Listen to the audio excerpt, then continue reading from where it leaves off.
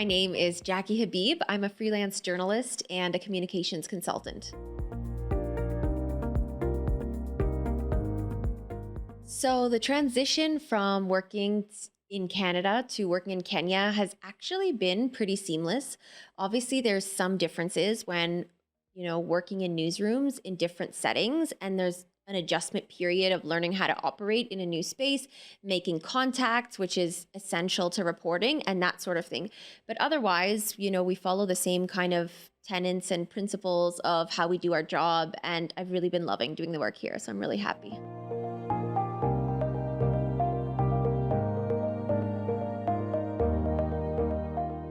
I've always really wanted to do work in Africa. My family's from Egypt and I haven't lived there. And years ago, I did a work stint in Ghana and I absolutely loved it. Fell in love with the people, the culture, the food, the music, everything. And I really enjoyed the types of stories that I was doing and the people that I was working with. And so I was actively pursuing opportunities to come back to Africa. And so an opportunity kind of fell in my lap to come to Kenya. So I did a year-long fellowship and I was reporting. And then I wanted to stick around. So I kind of thought to myself, how do I make this happen? And I was learning the ropes of the business side of freelancing and seeing can I make this sustainable? And that's what I focused on for some time until I really felt like, okay, I can make this work and I can make the move to Kenya. And so I've been here now for over 5 years. And the majority of that time, I've just been working independently, freelancing and consulting, and I love it.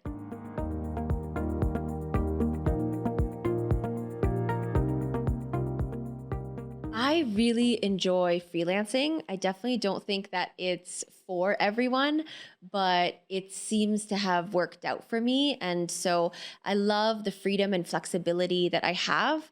I love that I get to choose the types of stories that I report on. So I focus a lot on women's rights, humanitarian issues, and issues related to social justice.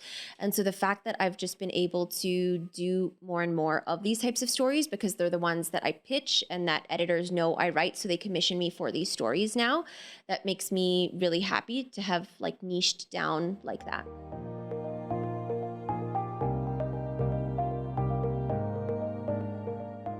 I think something that has been instrumental to me doing what I'm doing right now and the level at which I'm doing it in is learning the business side of freelancing, which years ago I had no clue about. I went to journalism school, spent 4 years in university, learning a lot of really amazing and practical skills that I've used as a journalist and later as a communications consultant.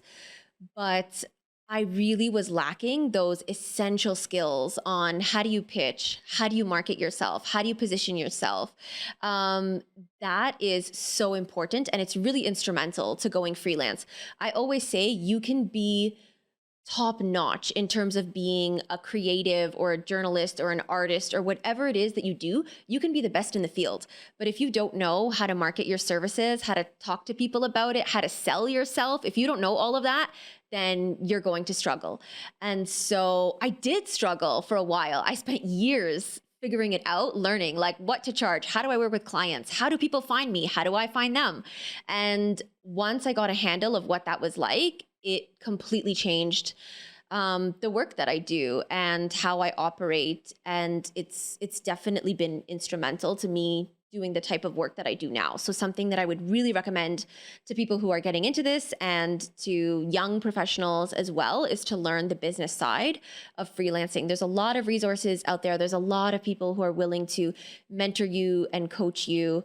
And sometimes it's trial by fire and you learn as you go, but it's definitely something worth investing in. I am at Jacky Habib everywhere. So it's at JACKYHABIB.